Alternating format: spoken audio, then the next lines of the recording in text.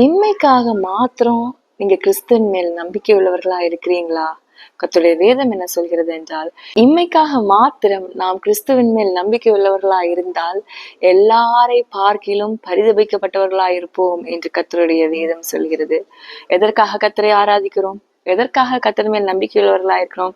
இந்த உலகத்துல நான் ஆசீர்வாதமா இருக்கணும் அப்படின்னு மட்டும் உங்களுடைய நோக்கம் இருக்குதா? அப்படி இருக்கக்கூடாது தேவனுடைய பிள்ளைகளே. நாம் கர்த்தர் என்னை ரட்சித்தார், அதற்கு ஒரு நன்றி உள்ள இருதயம் உள்ளவர்களாய், எனக்கு இந்த உலகத்தை தாண்டி எனக்கு பரலோக ராஜ்யத்தில் எனக்கு வீடை கட்டி கொண்டிருக்கிறார் என்ற சிந்தனையில் நாம் அனுதினமும் கர்த்தருக்கு நன்றி சொல்லி அந்த பரலோக ராஜ்யத்தின் வீட்டிற்கு செல்வதற்காக நாம் கர்த்தர் மேல் நம்பிக்கை உள்ளவர்களா இருக்கணும்.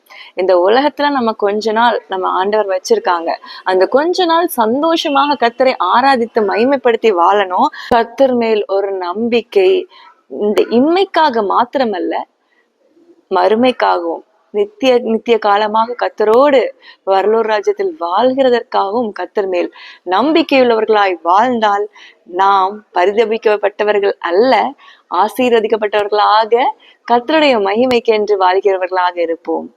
இதை இந்த நாளில் நினைத்து கொண்டு இம்மைக்காக கர்த்தரை ஆராதிக்காமல் நித்திய காலமாக ஆண்டவரோடு வாழ போகிறேன் என்ற எண்ணத்தோடு இந்த நாளை ஆரம்பிப்போம். கர்த்தர் நம்மை நிச்சயமாக ஆசீர்வதிப்பார். God bless you all.